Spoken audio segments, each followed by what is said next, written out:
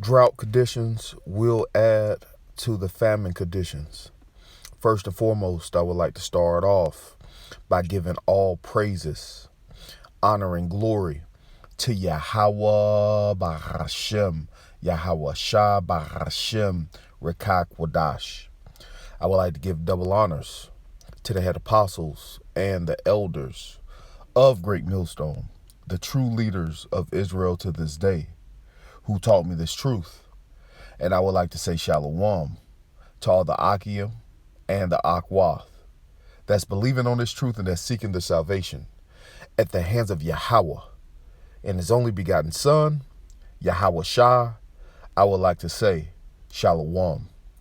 So today, I want to play this video that I have pulled up on the screen, okay, from the YouTube handle Dabu007, all right? And he's going into how, America, which is Babylon the Great, is suffering, these great drought conditions, okay? And you got to remember, in the background, we got a war that's bringing forth, a famine. You got these drought conditions that's going to add to the famine conditions, okay? And you got to understand prophecy, has to be fulfilled. This is prophecy, all right, because a famine will hit America, Babylon the Great, and throughout the four corners of the earth, okay? And this is going to, create and breed a playing field, okay, for you docile people over here in America, to uprise. Because you got to remember, these folks over here has been pampered. And when they can't get their conveniences, okay,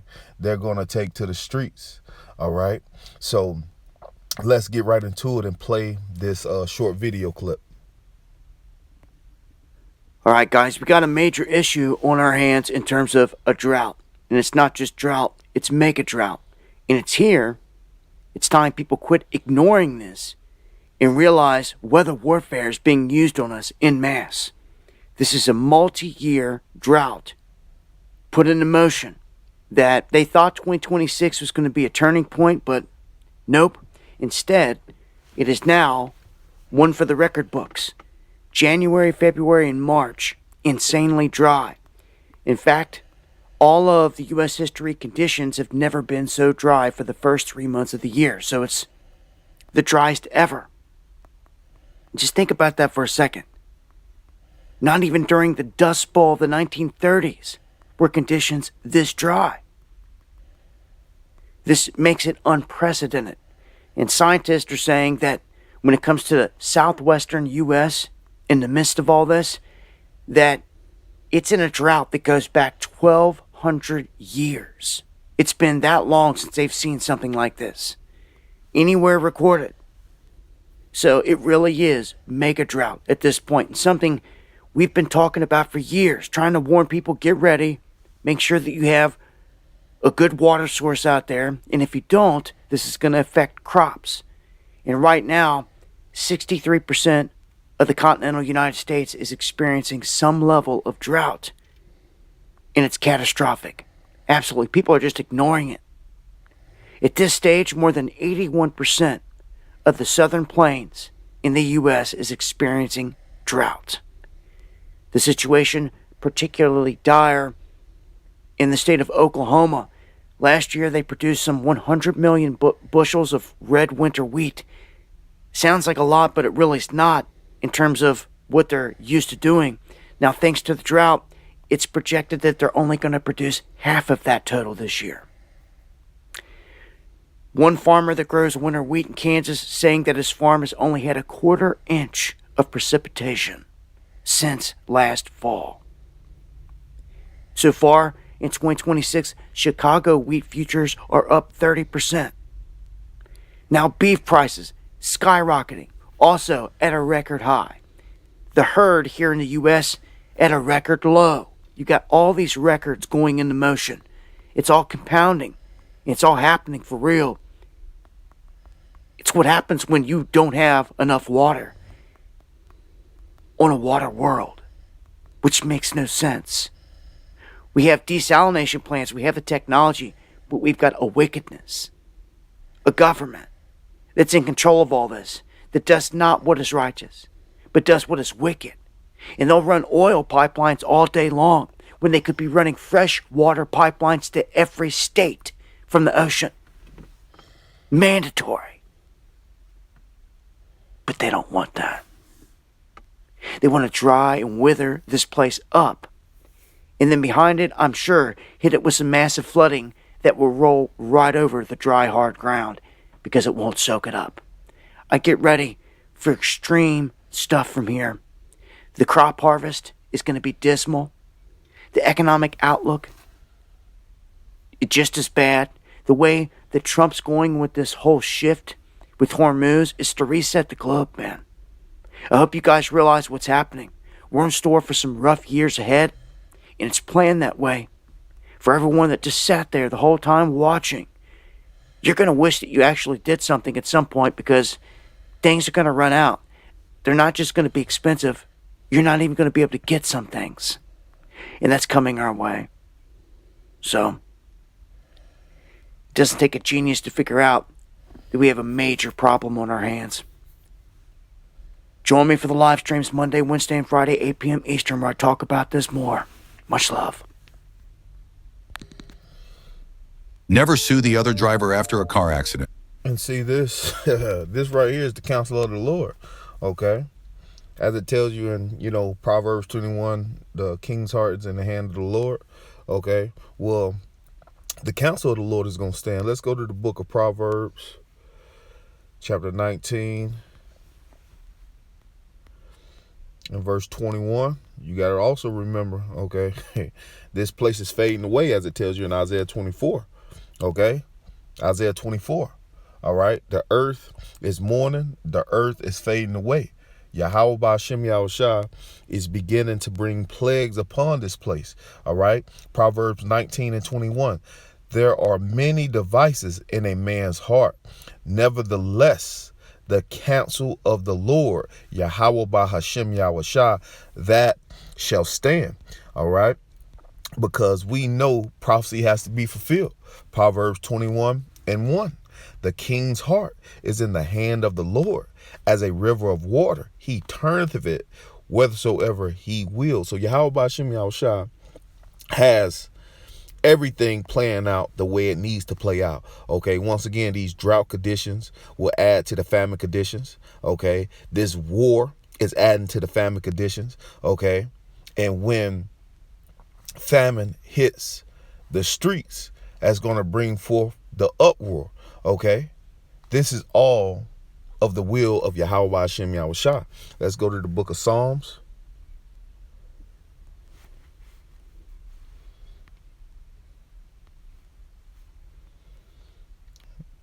Famine is written, all right? This is a plague sent from Yahawah Yahawashi, okay? Psalms 105 and 16. Moreover, he called for a famine upon the land, okay? He has done it in ancient times, and he's doing it now, okay? So Yahawah Yahawashi don't have to change, all right?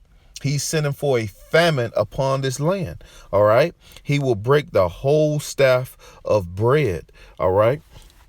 He's going to break the whole staff of bread. And in the book of Lamentations, chapter 4 and 9, it tells you how it's better to be slain by the sword than by famine.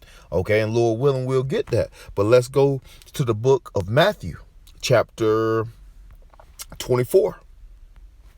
All right.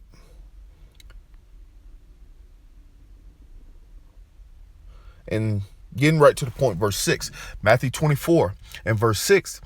And ye shall hear of wars and rumors of wars. See that ye be not troubled, for all these things must come to pass, but the end is not yet. Okay, so you got to understand, we're in the beginning of sorrows. We're hearing of the wars, the rumors of wars. We're seeing the wars escalate. We're seeing, the least of the flock dragging everyone out. We're seeing, Russia, beginning to be a guard unto these smaller nations. We see the prophecy of beat your plowshares and to take your plowshares and pruning hooks and beat them into weapons of war, basically, roughly paraphrasing. All right, we're seeing all these things happen. All right, war is here. Okay, and once again, war is going to breed famine. Nothing's going through the Strait of Hormuz. All right, no oil is moving. All right, that's going to breed famine. See, this is going to be a global thing, but it's going to be worse over here in America, Babylon the Great, because you niggas have been pampered. Okay, convenience have been at your door. Okay, you got fucking DoorDash. Okay, Grubhub. All right, you know, your groceries are fully stocked. You got that 5 for $5 at damn, McDonald's. You niggas have been pampered, but Yahawah is getting ready to bring forth this famine. All right. Matthew 24:7. It says, for nation shall rise against nation. We're seeing that. Kingdom against kingdom. And there shall be famines. See, this is prophecy. Okay. And pestilence. All right. We hope they run with that narrative. Okay. Of the next pandemic. Okay. Lord willing. All right. Because the counsel of the Lord is going to stand. This nigga got to make his move, and you niggas are getting ready to suffer. Okay. The world is getting ready to suffer, but especially you, Jake, okay? It ain't called Jacob's trouble for no reason. And we're just praying to Yahawashi that we're covered in that time, okay? That we got that hedge of protection, all right? But for the world, for you niggas, okay? You getting ready to mourn, all right? For nation shall rise against nation, kingdom against kingdom, and there shall be famines and pestilence and earthquakes in diverse places. All these are the beginning of sorrows. Okay, we're at the beginning of sorrows. All right, Jake, we're at the beginning of sorrows, and it's gonna start with famine. All right, it's gonna start with this nigga trying to shut the earth down. Okay, it's gonna start with these bad times creeping upon you slowly. But if you're in the spirit, we're seeing this thing rapidly, happen. All right. Prophecy will be fulfilled, and we're closer. Okay, we're closer than you think, Jake. We're closer to these evil days than you think. Matter of fact, let's go to Ezekiel 7, because only evils are being prepared for this place. Okay. This is the book of Ezekiel 7. And then we'll also get Ezekiel 5. All right, because famine is coming. This is Ezekiel 7 and 5. It says, thus saith the Lord, an evil. Okay, evil, compound word. Eve meaning time or age, ill meaning bad. Okay, we coming into an ill, badass time, Jake. Okay, thus saith the Lord, an evil, and only evil, behold, is come. The end is come. Okay, that's what we continue to tell Jake. We at the end. The end is come. It watches for thee. Behold, it is come. Okay, the end is here, Jake. Okay, and Yahawashi is making good on his promises. He's gonna bring this famine. He's gonna bring the uproars of the people. He's gonna bring chaotic times. Okay, he's gonna bring the sword. Okay, niggas are gonna be being put to death all around. Okay, that's the time we're in. Okay, Ezekiel 5:11. It says, Wherefore, as I live, saith the Lord power, surely because thou hast defiled my sanctuaries with all thy detestable things, and with thine abominations, therefore will I diminish thee. Neither shall my eyes spare, neither shall have pity. See, how about Yahawashi is not going to have pity upon you niggas. Okay, what is that? Ezekiel 9, slay utterly old and young, both maids and little children, and women, but come not near any man upon whom is the mark. See, we're in that time. Okay, we're in the time where, Yahawashi is going to be sending pestilence, famine, okay, teeth of wild beasts, okay. Niggas going to be out there with that sword, because it's more it's more weaponry in the civilians' hands over here in America, Babylon the Great, than there are people. Okay, it's getting ready to get dirty out here, Jake. Okay, and we speaking to you. We don't give a goddamn about these other nations. They about to have to suffer the judgment of Yahawashi. Okay, because whatever Edomite or other nation get away from famine, get away from the sword, guess what? Yahawashi is coming with a sword. All right, let's continue on. Verse 12. A third part of thee shall die with the pestilence. Okay, and we see another pestilence on the horizon. We hope this nigga run with it. And with famine shall they be consumed in the midst thereof, and a third part of them shall fall by the sword round about thee, and I will scatter the third part into the winds, and I will draw out the sword after them. Okay, so we truly understand, okay, when Yahawashi said he's going to bring forth pestilence and famine, he's going to do it. The words of Yahawashi are faithful and true. These words will come to pass. 2 Ezra 6:22, getting straight to the point. It says, Suddenly shall the sown places appear unsown, and the full storehouses shall suddenly be emptied, and a trumpet shall give a sound which every man heareth, they shall be suddenly afraid. At that time shall friends fight against another like enemies, and the earth shall stand in fear with those that dwell therein, and the springs of the fountains shall stand still, and in 3 hours they shall not run. Okay, Yahawah is wrapping this thing up. Okay, the sown place is about to be unsown. You about to, be confounded when you step in your grocery store, Jake. Okay, trusting in Egypt. This is this is not a see, Jake don't even understand, how they get their food. All they know is, when they go in their storehouses, it is full. Okay, it's going to be found unsown and emptied. Okay, and once again, all of this is going to lead up to the uproars of the people. Okay, and that's the time we're in. That's the time we're in, and we'll get it in 2 Ezra 15 and 16 and end with that. Okay, because uproars are coming.